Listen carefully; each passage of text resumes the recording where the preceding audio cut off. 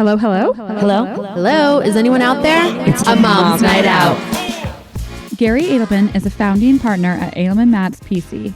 He is an attorney in the content, creator, and entertainment industry, advisor to business owners, problem solver, vinyl collector with over 3,000 pieces in his collection, and all-around energetic and fun person to be around. His clients include entertainment entrepreneurs, including podcasters like ourselves, music festivals, photographers, stylists, food and beverage companies, restaurants, and clothing brands, just to name a few. Adelman Matz is all about protecting your business and enhancing your interests. Most recently, Adelman Matz has been in the press for their bombshell lawsuit representing Leah McSweeney against Bravo and Andy Cohen. Gary, welcome to a mom's night out. Welcome, Gary. Thank you so much. We're so excited. Me too. We should say this is our first time meeting in person. So we've That's had right. many a conference and Zoom call with Gary. Thank you. We love you. But this is our first time in the real life. Yeah, no, I'm excited. Thanks for coming to our hotel room to meet us. Let's actually to talk set the scene. Let's actually talk Do you- about how yeah. awkward the hotel actually is, because we've had a few interviews today, and Every interview, we're changing outfits. So we keep going down to the lobby in a different outfit with our MNO hats on and taking one guest back upstairs. And then returning them to the lobby. 45 minutes to an hour later. So Oh I'm my watching God. the concierge downstairs watch us, and I was like, oh my gosh, this does not look good. You know, I was going to make a joke like, do your husbands know you're doing this? And then you just made it worse. Yes, the answer is yes, because they're watching our oh my God, 8 children at home. yeah, actually 8 children. Oh, wow. Okay, so we obviously, guys, Gary is an entertainment lawyer, and Gary, are you able to tell us who your most famous client is? Can you even tell us that? Sure. I mean, yes, I can tell you that. Our most famous client that we work with is probably Ariana Grande. What? If you do it That's by huge. if you do it by Instagram followers, I think she has 380 million or so. You're kidding. Wow. No, I'm not kidding. Okay, so then who's your smallest client? Yeah, who's your smallest client? Us, we're raising our We know it. It's mom's night out. We called it. I don't know, how many listeners do you have? And then Listen, we're getting up there. We just checked our rankings, top 3% globally, so we're climbing. that's excellent. But we have under 1,000 Instagram followers. followers. That's pretty good. Gary is I only think I have like 560. So It's hard to build But- that base. yeah, no, I actually am not really that concerned. All 560 are my friends, and It's a loyal literally following. that's how I want to keep it. Where do we appreciate follow? Yes, I know. See, We're friends. We're friends. Yeah, friends, clients. My clients are my friends. I mean, it's one of the things I love about what we do. Is Yeah. like most of the clients that we have, we become friends with in some manner, shape, or form. Not Ariana Grande. I've actually never had a conversation with her, but we have Sarah, and my partner Sarah and I have spoken to her mom, Joan, who's lovely. So we're friends with her. I love that. By, We somehow strong-armed into coming to our hotel room. Yeah. Imagine you're so big time you don't have to talk to your attorney. yes. Someone else does. Imagine. Well, that's a number of our clients. Really? Really? Yeah, most of I shouldn't say most. Some of our high-end clients, we've never spoken to, or we've spoken to very rarely. Wow. And then others, love to talk to us. Yeah. So it just depends on a number of things. Some people really want to know what's going on. They don't want to hear it secondhand. They want to hear it right from the attorney's mouth. They want to get advice. Yeah. Others are just, they rely on their professionals. So their manager or their business agent, or, whoever it is their number 2. Some of our clients have a day-to-day guy, and that's who we communicate with. And then they communicate with the client, and that's how it works. But, then we become friends with the agent or the number 2 guy. Yeah. But it's a fun industry to be in. Entertainment, we do music, film, and TV. Mostly music. Film is in the middle, and TV is, well, we only do reality TV. And it's just, there's, fun industries. Yes, really. That feels like such a niche. How did you get into that? I got into that. I was actually representing a rock band called ZO2, and they had a really funny quirk, which was on weekends, parents would hire them out for their kids' birthday parties, 2 and 3 year olds. Wait, what? So yes, it's true. You can look them up, ZO2. I still think they have a Wikipedia. Will they How much travel did that cost? to Massachusetts? What, to hire them for a birthday party? Yeah. Like $100 or $150. This is in 2000. That's a You gotta deal. remember, That's a it's a deal. long- It's It was a actually long steal. time ago. I know. I understand it can get expensive, but it was just a funny anomaly. They played this really hardcore heavy metal, then Oh my God. they played kids songs like the Wheels on the Bus and things like Wait, that. that makes it was so much hilarious. Cut it So out. I'm going to find him. these up and coming reality producers, Mark, saw them at a birthday party, and were like, "We got to make a show out of this." Stop. And so they did. I forgot what the name of the show was. It was in 2002, but that's how I got into reality on this really ridiculous show. But it was really funny, and they had a lot of celebrities on it, and just the dichotomy between seeing them play at like Arlene's Grocery and rocking, and then watching them play Wheels on the Bus was it was great. It went for 3 seasons. Oh my God. Yeah. And we that need was to it. find this. Somebody Yeah, it's sent good us for the it. link. I wish I could remember what it was called, but that was the name of the find it. band, ZO2, and I'm Okay. sure with that you could find it. And then Jennifer Graziano, who was Renee Graziano's sister and had worked at Epic with this guy Marvin Pert, they had this idea, and they brought it to VH1, MTV, and unfortunately Harvey Weinstein, and they bought it, and it was called Mob Wives. And so she called me, Jennifer, and she's like, "Listen, I need a lawyer to represent the Mob Wives," which at the time were Renee and Karen Gravano.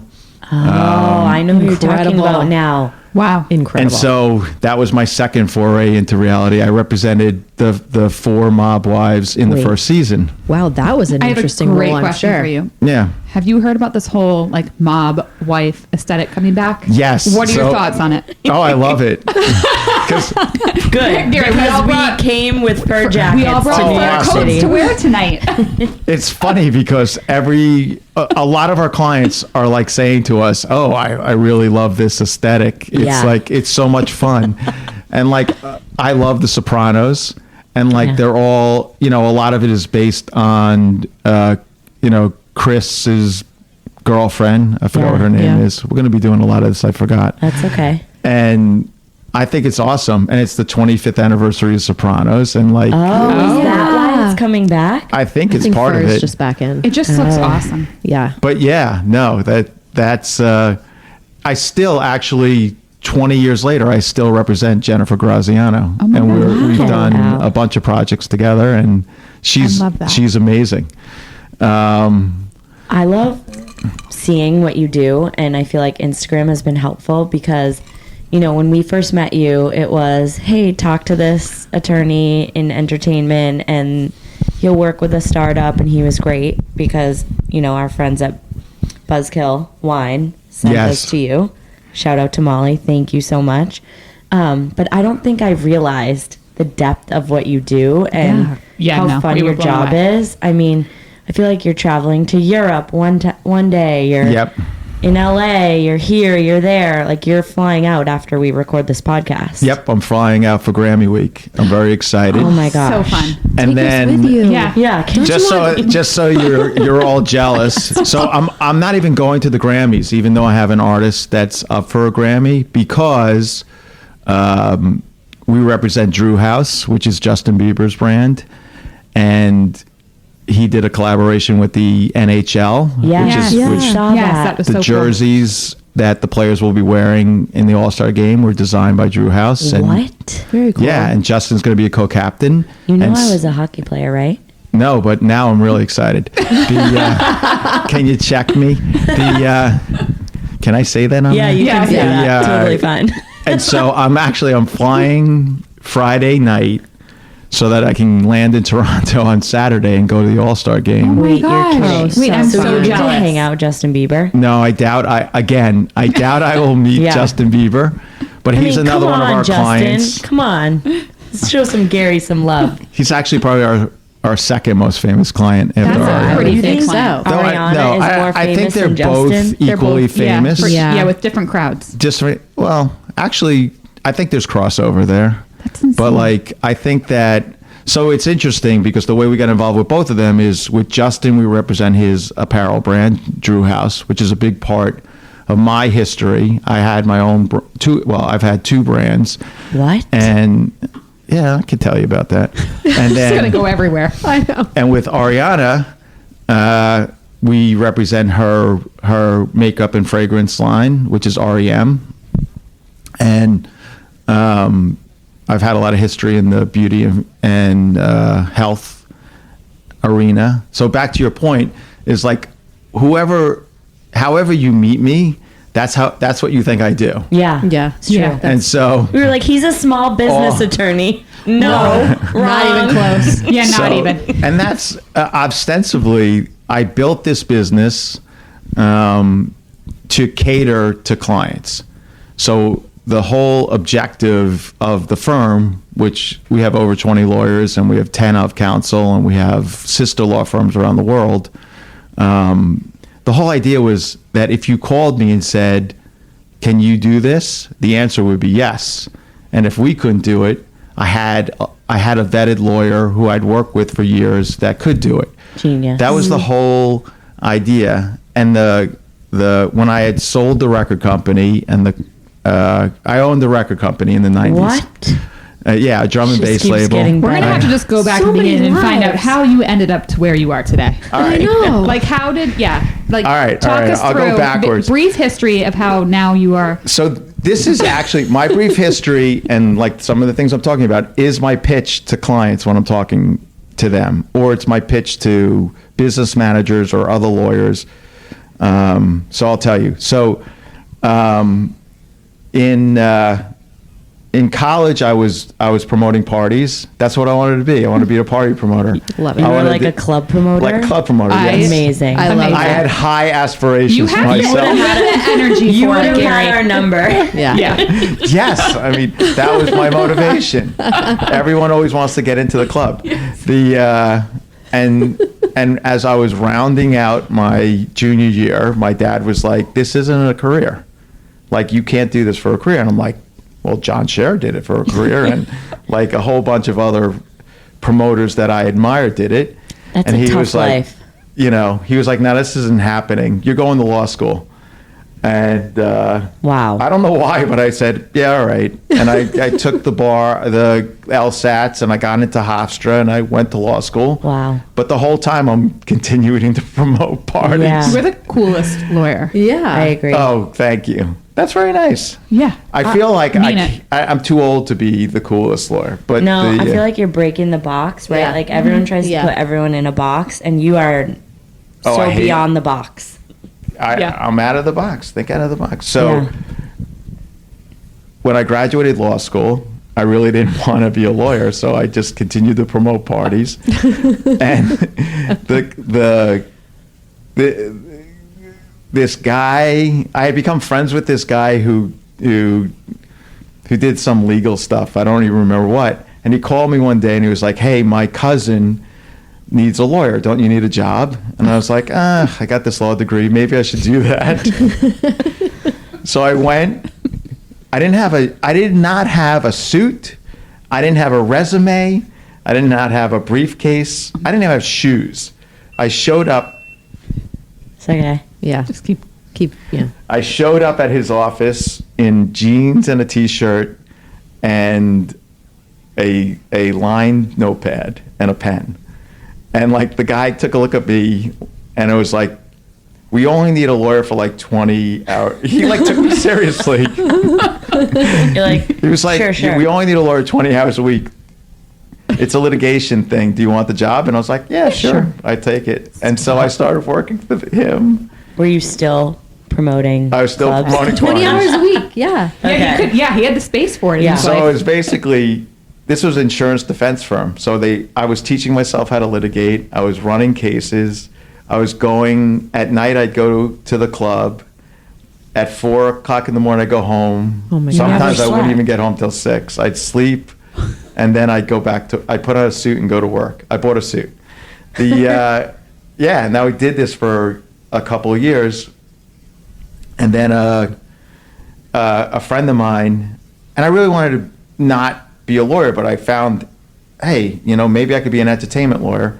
And like one of the DJs at one of the events that I was promoting was like, you're a lawyer, right? And I was like, yeah, you're in the music business, right? And I was like, yeah. He's like, you're coming to my meeting tomorrow, which was a meeting. He was a drum and bass DJ. I'm not going to mention his name because we don't get along anymore, but He who shall not be named. exactly. And yeah, he was terrifying. We have a few of those. No. It's fine. Oh God. And we went to Caroline EMI, and they offered him a record deal, and he said no. I want a distribution deal, which is like I want a record company, and you're going to distribute it. And I'm in a suit, which is ridiculous in the music industry if you think about it now. And I handed him my card, and I went back to my office, and I didn't even get my coat off and sit in my chair, and they called and they said yes. And they gave us 20 grand. And so now we have a record label. So now I'm promoting parties. I got a record label, and that's how it all started. Okay. Wow. And then the DJ was a clothing designer, and he opened up a store on Lafayette Street. So now I have an apparel brand. I'm a record label owner. I'm promoting parties. Jack and I'm of a all lawyer. trades. I know. Yeah. Wow. Flash forward to 1999. We just, as partners do, you just see things differently. And like we were fighting with each other, and both of us thought we were the reason that the label was a success, and we just imploded. And like I was like, what should I do? We sold the store. The record label just fell apart, and I was like, what should I do? And I'm like, wait. So, an underground drum and bass label, the artists on your label are not like Drake or Justin Bieber. They're like, they sell like 3,000 or 4,000 copies. So they don't have lawyers. So anytime any of them needed a lawyer, they'd come to me because I was the only lawyer. Can you do my trademark? Can you do my corporate filings? Can you? Yeah. I have this problem with my boss. Like, can you handle it? So I was doing all this different stuff. And so when the thing folded, I was like, hey, this is a great idea. I'll just be like, I'll do everything but the record deal. I don't want to do record deals anymore. I don't want to do publishing deals, right? So I'll do everything else. So I went to South by Southwest, which is a big music conference, and I met with a whole bunch of entertainment lawyers that I knew, music lawyers that I knew.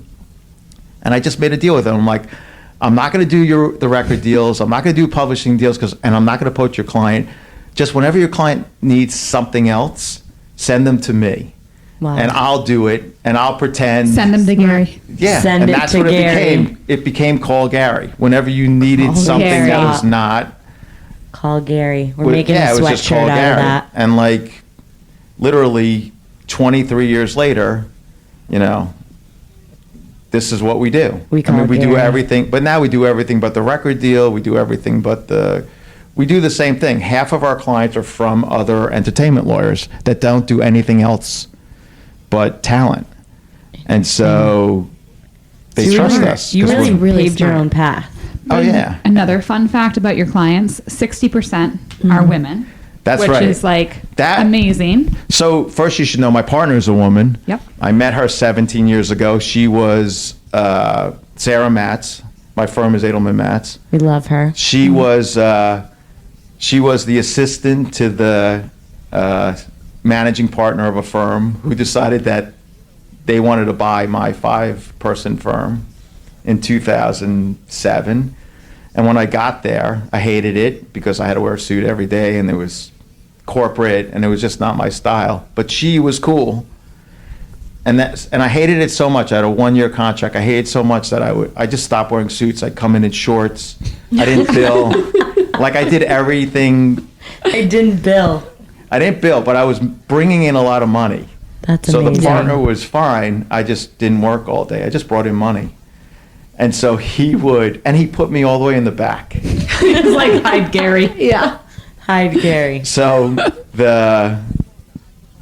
So he would send her down to my office every day and say things like, find out why Gary isn't wearing pants. like find out, like, ask her. She'll tell you this story exactly. Yeah, the way we'll I'm have to telling catch you. Sarah. She's coming on next. Yeah, no, you should. We definitely are going to. We started talking, and she started telling me how she wanted to go to law school and that she wanted to be a lawyer, and like, so I was like, yeah, go to law school, and like, you could start doing work for me because I'm not doing any.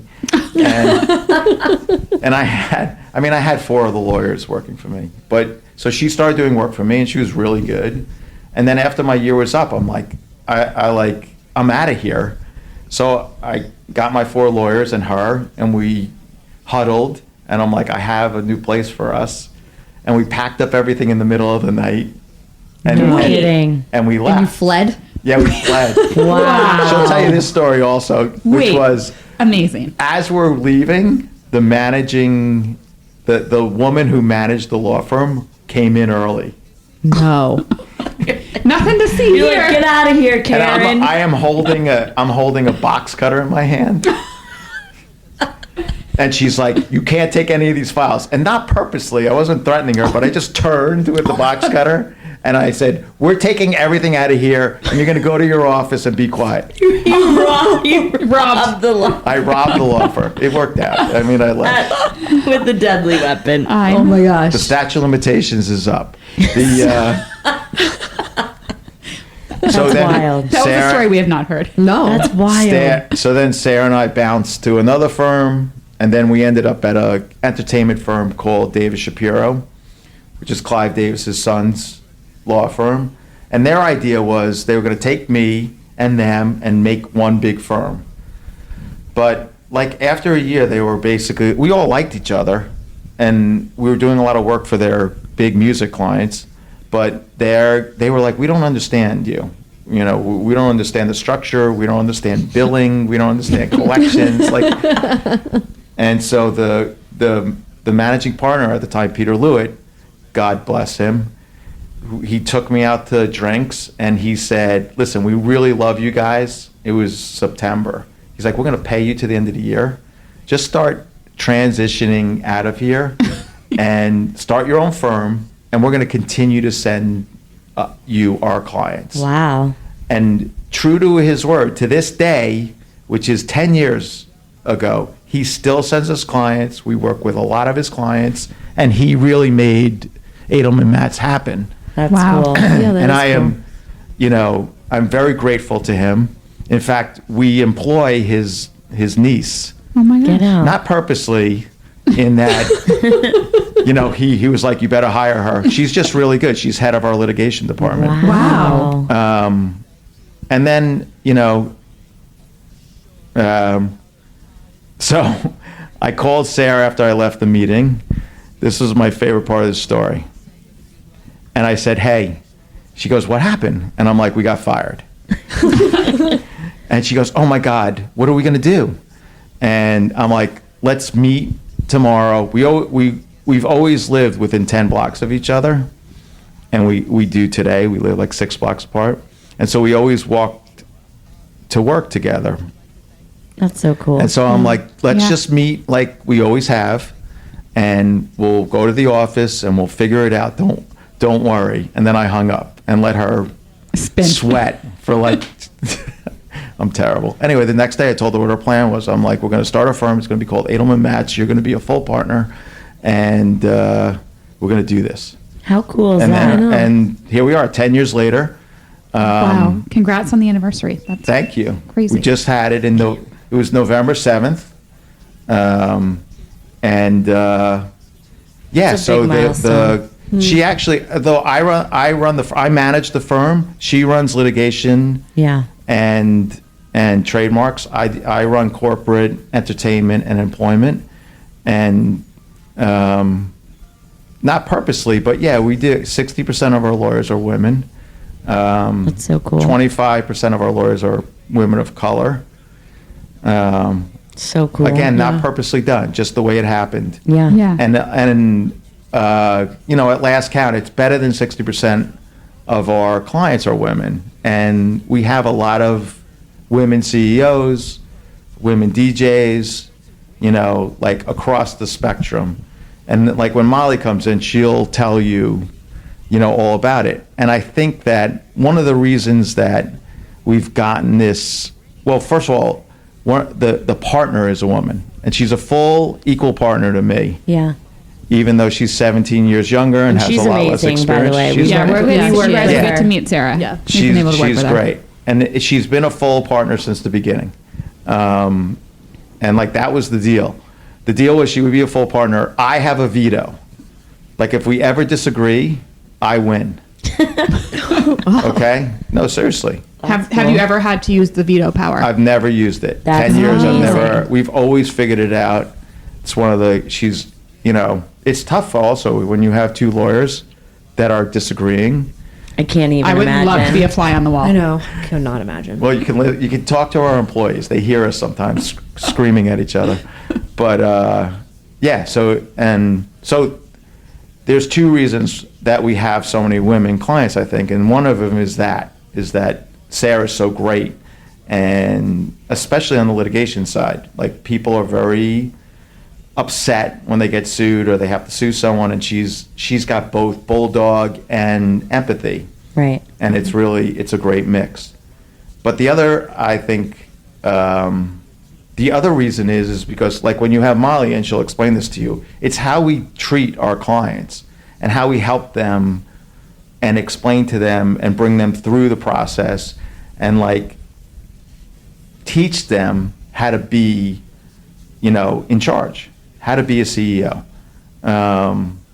And word gets around, hey, you can trust these people. You can trust this guy, Gary Adelman, because he will not mansplain to you, and he will help you. And like did you read Molly's post at the end of last year about me? You. It was amazing. Right. I mean, what she said for your audience is that I made her cry twice, and she is eternally grateful for that. Right? And that's it. That's the whole aesthetic and like philosophy and feel of our firm, which is what Molly so eloquently said she said more than I made her cry, by the way. No, she did. She also credited her success to you and said that you've been a major mentor for her. Yeah. And so I think that's incredible. Yeah. Right? Like you kind of go the step beyond. Yeah, because you also had like this aspect of the business coaching along with being the legal representation, which I think a lot of people need because, again, a lot of people are coming to you, they're first-time business owners. They've obviously never done it before, and now you've seen so many brands and coached so many brands. And also I have had 7 of my own businesses over time. Right. And so I know what it's like to be alone and scared and not knowing what decision to make. Is the decision I'm going to make going to lead to success or failure? And it's like, it's very difficult. It's interesting that I'm here today with y'all because this morning I watch Channel 1 every morning. They interview someone every day. Yeah. This morning they interviewed Barbara Corcoran. Do you know who she is? Yes, love her. Of course we do. She is great. And I actually grew up in New York, so I've known who she is for a long time, and I never liked her until she got on that show. Shark Tank. Shark Tank, yeah. When she got on Shark Tank, I started to watch Shark Tank, even though I think that bald guy is complete idiot, calls himself Mr. Wonderful. Yeah, I agree. And I know. Mark Cuban, I think, is an excellent businessman, and he, you know, he's good to listen to. But Barbara Corcoran is an amazing business person. And you can see just as the questions she asks and how she analyzes the deals and the deals that she decides to offer on. And I think if they did a statistics, I think she would be the person who offers the least she offers the least. I truly believe that. Anyway, they had an interview today, and it was very interesting to me watching her. First of all, that she was so egotistical, yet so humble at the same time. Because what she was saying was that you have to have confidence in yourself as a person to be able to navigate the business world. But every successful business person is scared. Every successful business person has worried and does worry. Every successful business person has had lots of failures. It's just you don't see them at the time. Right. But she has been scared and she's failed. And like she said all these very humbling things. Yeah. And then she said what I thought was the most important statement I've ever heard someone talk about in business for women. And what she said was, and it's on my feed today, on my Instagram feed. What she said is that women should not think of themselves as women when they're in the business world. They should think of themselves as competition. I love that. And I was like, that's brilliant. Brilliant. Or competitors is what she said. Yeah. And like, that's absolutely brilliant, because women are always concerned about competing with men, right? Men talk over them, like I'm talking over you right now. No, you're not. This interview is for you. No, I'm kidding. Yeah, I'm kidding. This interview is for you. You are our guest. Yeah. Thank you. Have you seen the TikTok that it's like a woman realizing, and there's a bunch of women doing it, and they're like, I could do that. A man does it. And then it zooms in and they're like, I could do that. A man does it. Right. And I'm like, yes. That's so funny that you saw that I this know. morning Yeah. coming to meet us. I know. No, it was perfect. I'll tell you another thing that we teach our first-time CEOs, specifically that are women. And it is to eliminate certain phrases. Do you know what phrases women say all too Probably often? probably the ones that I I'm say. sorry. Sorry. I'm Gary. sorry. Yep. I'm guilty. I'm guilty. What do you got? Oh man, I say I love it all the time, and I shouldn't say that. That The word is love. great. I love, what a great idea. I love that. But I'm sorry is the worst. Okay. I know. And so when people sorry say all I'm the sorry, I always say, I actually obnoxiously kicked I'm sorry out of Sarah's lexicon about 5 years ago. Because for a month straight, I said, whenever she said I'm sorry, I said, what are you sorry for? And she would go, I don't know. Oh, so that's what we have to say to Jen? Yeah, I I'm just really, feel- That's your I am thing. really bad at it. Yeah, I think it's weird how it's just now in people's vocabulary, and you're like, wait, but what are you sorry for? Yeah. So it's nothing. funny. I'm Whatever. actually not sorry. I'm not sorry at all, No. but you just say it, and then you're like, oh, wait. Why would you be sorry? I know. Yeah. Like you Wait, didn't do that's anything. such a Right. good. Exactly. Those are such good three. Okay, things to ladies, drop. you heard it here first. Stop saying I'm sorry. Seriously, it's so detrimental to your positioning especially in the, not even over in the business world, but in any relationship that you have. Did you listen to our episode about 2024 goals? Our We said mantra. our mantra Yeah. is No, I to haven't say yet, but I can't no wait. more and say sorry less.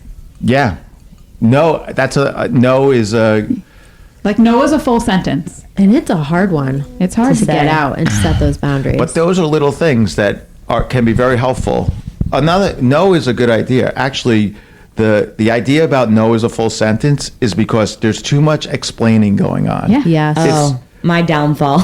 I talk a lot, so I explain Like, let's myself. say no, and then let's take 5 minutes to explain why I said no, and then let's talk ourselves Yeah. out of Yep. saying no Oh, and gosh, end up that's saying true. yes. Just no and stop talking. That's I'm it. guilty of that Silence too. is sometimes golden. But I agree. that's that's the other thing. When let the other person talk. Yeah. Just sit there and listen. And you don't even have to comment, and you don't have to make a decision then, and you can say, that's very interesting. Let me think about that. And you Good like tips here. the less you say, this is something that a lawyer taught me. I had a mentor at that firm, which is why the only job I've ever had working for this law firm was the best job I ever had, because I had Lance Landers as my mentor. And he would always tell me to stop talking. Why are you talking so much? What are you saying? Like, you don't have to talk. Just sit there. And so that was one of the things that gravitated for me. And he said this really interesting thing about clients. He said, let the clients talk. The less you talk, the smarter they think you are. It's so true. You don't have to. They're coming to you because they think that you know what you're doing. The more you talk, the less they're going to think you know what you're doing. Oh no. Well, what did I say to you guys today? The person who talks first loses every time. Yeah, every time. In a negotiation. Right? Yeah, no, that's an interesting thing. Well, what are you going to stand there and just like Yeah. eye to eye with them? Who's going to break first? Katie. Definitely Katie. You know what's funny? In my personal life, yes. In my business you're a life, shark. I'm like, No, that was so good.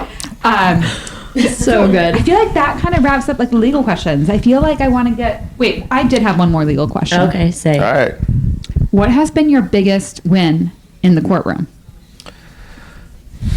If you can even share that. Yeah, can I you? keep asking. You're allowed to share everything that happens in the courtroom. So Oh, I didn't know that. Pro tip. my personal biggest win was a case we lost. okay. And that is, we had a client in earlier in the decade, 2011 or 12, called Redigi. And what they had developed, remember downloading? Yeah. Well, they had developed a software that in theory could pick up the download off the hard drive so that you could sell your download to somebody else. Oh. So you paid $1 for it, you could sell it to someone for 80 cents. Yes.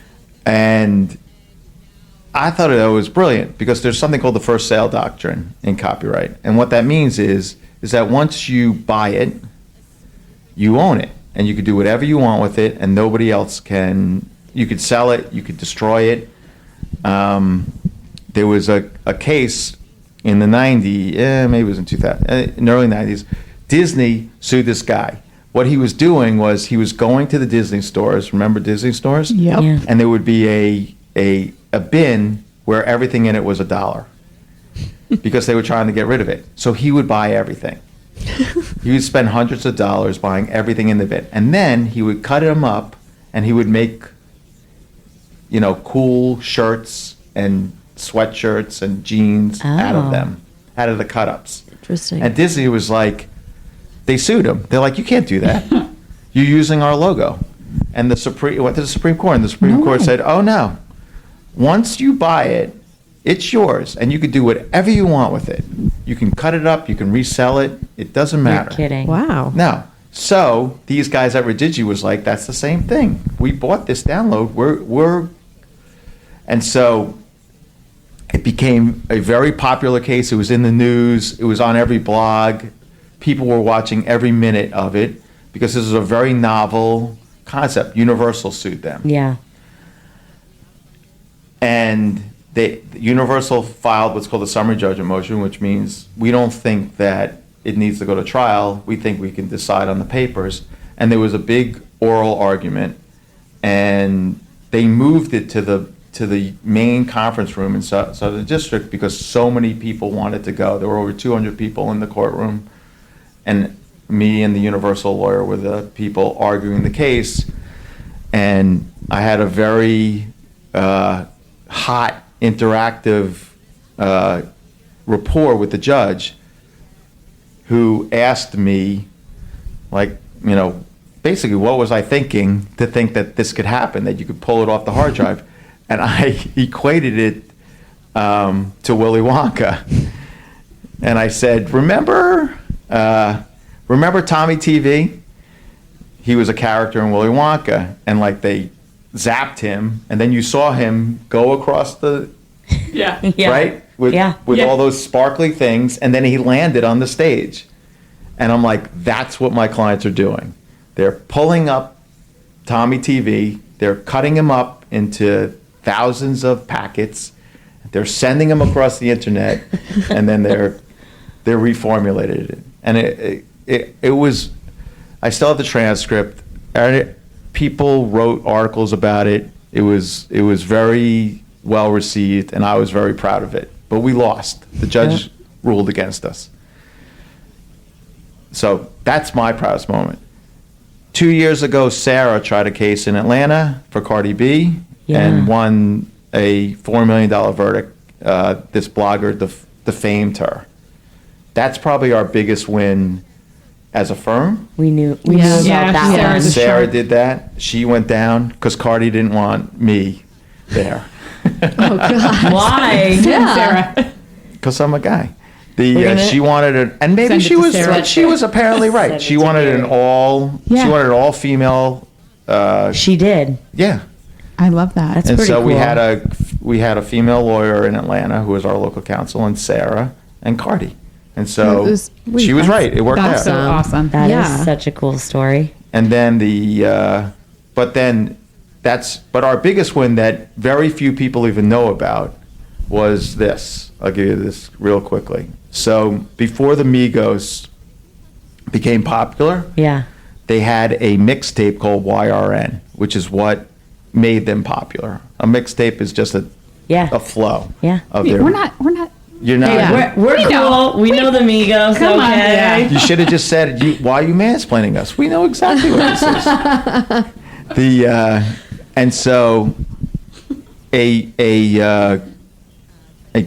merchandising guy, a guy in the garment district, heard about this tape, and he's like, "I think I can make a lot of money." So he made a contract with the Migos in which he would own the name YRN, which was the name of the mixtape.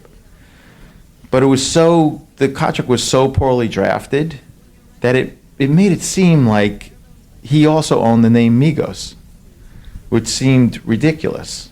So the Migos started selling Migos branded goods, and this guy was like, "Hey, I own the name Migos. You can't use it." And so they sued him here in New York, and the Migos hired us. Get out. And we won. And we basically we ostensibly got their name back. Wow. And there was a short little article about it. But that's probably our biggest win. But it never got any notoriety or nobody cared. It's so funny. You're like truly the man behind the scenes, like the man behind the curtain, right? Like you're dealing with all these high profile things, but people might not know about it. I know. Yeah. No, I mean, there's a lot of things going on. It's surprising sometimes when I'm just like, oh yeah. When I start to view the amount of famous people we represent, but what we're actually doing for them. Yeah. Because not most of them, at least half of them have their own music transactional lawyer. Right. We're the second lawyer. Yeah. We're the litigator or the corporate lawyer or the trademark lawyer or the brand lawyer. And so you need a whole squad. Yeah, you really do. We have a lot of people. But it's the transactional lawyer he's the guy, he's the face of the artist. I represent, Timberland. I represent Khalid Robinson. I represent even Justin Bieber. He has Zifrin Davis is We lost a light, everyone. It's fine. is his music lawyer and his main lawyer, and we do all we've done corporate work for him. We do all his trademarks. We do all his brand deals for Drew House. We do a fair amount of work. We helped him in France when there was a problem with his album Justice.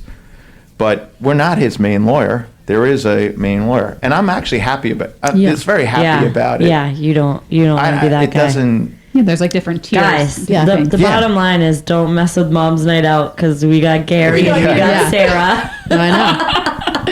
We'll send it to them. So speaking of moms, let's bring it back to the topic of moms before we wrap up tonight. Then we're going to put you in the hot seat. Final question. Something that I think was really flattering to us when we first spoke to you on the phone was you were like, you remind me a lot of my mom. Yes. So can you talk about how your mom's been influential on your life and sort of brought you down that path that you career-wise? It's interesting because, first of all, she's like most moms, and she's very,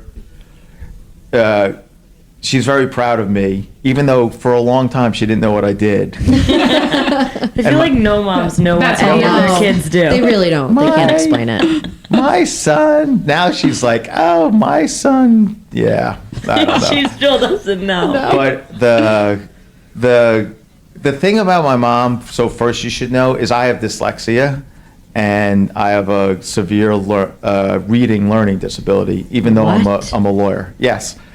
And she actually, and I had a lot of trouble early on in school, and she actually went to school and became a reading teacher to try to help me Stop read. it. Yes, and then she was a That's reading teacher amazing. in Plain Edge on Long Island for 30 years.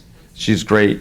So that she, and I hated her for it at the time, just so you know. But I do appreciate it now because it really The things helped Mom will do. me. I know. And that's what, and she just kept pushing me and saying, you know, you'll figure out how this out. And, you know, that helped me graduate from high school, which I barely did, and then get into Syracuse, which I barely did. That's unbelievable. And then get into Hofstra, which I barely did. So everybody you listening out there who wants to be a lawyer, Yeah. just know you don't have to know how to read to become a lawyer. No, I'm kidding. I know how to read. Eventually you do. Might take you longer. No, but it is entertaining that I really had a terrible English career. Wow. And yet I have a very successful legal career. Yeah. And, you know, I think part of that is because I had such a problem with reading and comprehension that I developed this skill, this vocal skill of being able to solve people's problems and think about things in a different way and you know, relate it, make it relatable. Everything that I talk about, that's what I try to do, is just make it relatable to something else. Yeah. Compare it to something that you can understand. I think most people are afraid of lawyers and the law is because it's so arcane and complicated. And like, but if you boil it down to like very basic, simple things, you can literally teach anybody copyright if you just explained it to them in a way that they understood. And that's what my mom did for me. She explained it to me in ways that I could understand because I had such a hard time, you know, with comprehension. That was the first thing. And then, like, over my career, she's always been supportive, complaining. She would always say things like, you know, I always said I'd be a millionaire by the time I was 30 and all these other things. And I'd have a successful career and all this.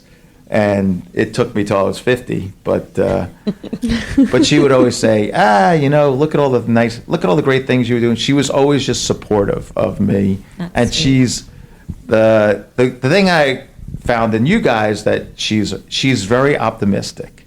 Like everything is positive. Like there's no negativity to what she's trying to say. She always wants to spin things in the best light and in the most positive way. And like, don't we need more of that in life? Yes. And Sure. so Yeah. that Support, that has right? been- Yeah. so when I meet people, and you guys were happy and You're like, who friendly. are these crazy And, like, ladies He's like, from Boston here they come. No, it who was are great. starting a Bopping podcast? along. No, and that was the other thing. You were just like diving right into it. It's like we think, like you said to me before, we We're gonna think be we could big. do it better, right? Yeah, Yeah, going we big can do it. time. We're going big We time. could do it better. And so that I love that. I love when people are just like, I'm gonna do it better. Thanks, Gary. And yeah, that's what Yeah. resonated with me when I met you. That and I means think a lot. it's Thank you. Thank you. We feel lucky to know you and sit in this room with you and get to pick your brain. And But now we get to put you on the hot seat. oh yeah, Oh, okay, the Mandy. hot seat. Yeah, this is the final. These This are is fun it. feel very questions. warm. Yeah. This is it. We're gonna And turn up. cuddly right We're gonna now. turn up the lights. Turn up the lights. Ask I may we crack got under 3 pressure. fun questions All right. for you. Yes. I mean, you do a lot more than outside of being a lawyer. But Yeah. you know, if you weren't a lawyer or doing what you're currently doing, what would be your dream job? I think my dream job actually is something that would involve sports in some way. Like I think I really like strategy and analytics. So I think my dream job would be to be like a coach in the NFL. Whoa. I did not see that coming. Yeah. Because I like when I'm watching football, and I don't. First of all, I live in New York, so Giants are my team, or Jets. I don't know, whoever's winning at the time. But I really don't care. I watch any game because I like watching how the coaches send in what plays they run and what their strategy is, and things like that. So that's what I'd want to be. I'd want to be an NFL coach. I love that. Good answer. Yeah, I didn't know. too. I thought you might have said rock star. So. And Oh no! You threw me. You know what? Believe it or not, I'm shy. Okay, I don't the think attention. I could do that. Perform. I could see and- that. I could talk in front of. I've talked in front of thousands of people, but I could never sing in front Yeah, of thousands. that of would be people. scary. oh gosh, this is Bring it home. I know. Go ahead, Tough to bring go it after home. that answer, though. I know. Bring Okay, it I home. guess this is a little lighter. This is a little lighter. This is a good funny Gary, one. That was too dark for you. Your house is on fire. No, it's good. My I Your like house it. is on fire. burning. Yeah, your house What is are burning. the 3 things you're grabbing? That are Ooh, fire question. Yeah, 3 things. I mean, my family. Does that count? That's one thing. That counts. You could My whole count family. that. Stella, my dog. Aw, What what type of kind of dog? dog? Huh? It's a French bulldog. Oh, So If you She's gonna- follow me, you she's can gonna see a need help picture of getting her out. almost every So day. She's my cute. mood.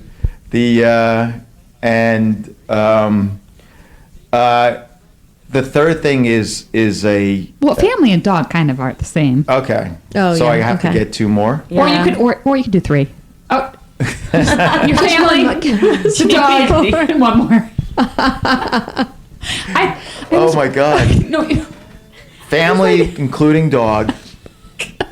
We're taking them out. What else would I grab?